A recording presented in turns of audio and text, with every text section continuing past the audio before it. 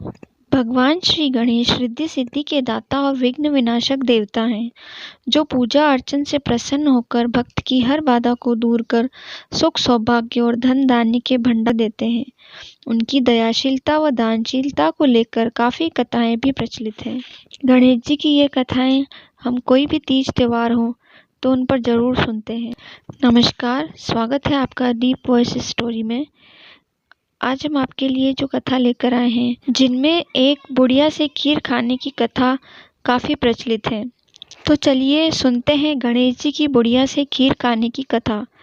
एक बार भगवान गणेश बाल रूप में चुटकी भर चावल और चम्मच में दूध लेकर पृथ्वी लोक में निकले। वे सबको अपनी खीर बनाने को कहते जा रहे थे, पर सबने उनकी बात को अनदेखा किया। इसी दौरान एक गरीब बुढ़िया ने उनकी खीर बनाना स्वीकार कर एक भगोना चूल्हे पर चढ़ा दिया। इस पर गणेश जी ने घर का सबसे बड़ा बर्तन चूल्हे पर चढ़ाने को कहा। बुढ़िया ने बाल लीला समझते हुए घर का बड़ा भगोना उस पर चढ़ा दिया। कुछ देर में ही एक चमत्कार हुआ। गणेश जी के दिए चावल और दूध बढ़ गए और पूरा भगोना उससे भर गया। इसी बीच गणेश जी नहाने के बाद खीर खाने की बात कहते हुए वहां से चले गए। पीछे से बुढ़िया के पोते पोती आए तो भूख लगने पर बुढ़िया ने उन्हें वह खीर खिला दी। खीर बनते देख रही पड़ोसन को भी बुढ़िया ने कटोरा भरकर खीर दे दी। बेटे की बहू ने भी चुपके से एक कटोरा खीर खाने के साथ एक कटोरा खीर छिपा दी। इसके बाद भूख लगी तो बुढ़िया ने भी खाने के लिए खीर हाथ में ले ली और बोली, आजा रे गणेशिया, खीर खा ले। तभी गणेश जी वहां पहुंच गए और बोले कि मैंने तो खीर पहले से ही खा ली।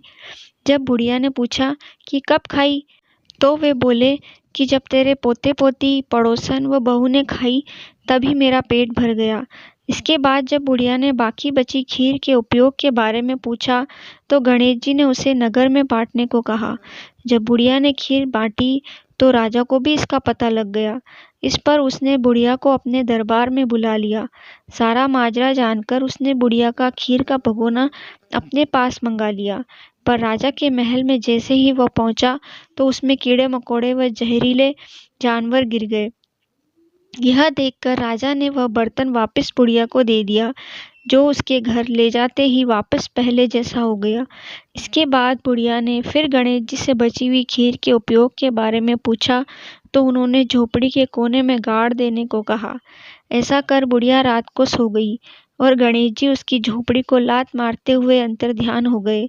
अगले दिन जब बुढ़िया उठी तो उसने अपनी झोपड़ी महल में बदली हुई और खीर के बर्तन सोने जवाहरातों से भरे मिले। गणेश जी की कृपा जानकर बुढ़िया काफी प्रसन्न हो गई। हे गणेश जी महाराज, आपने जैसा फल बुढ़िया को दिया वैसा सबको देना। कथा कहने वाले व हुकारा भरने वाले और आसपास के सुनने वाले सबके भंडारे भरे रखना। जय हो गणेश जी महाराज की। गणेश जी की कथा 2।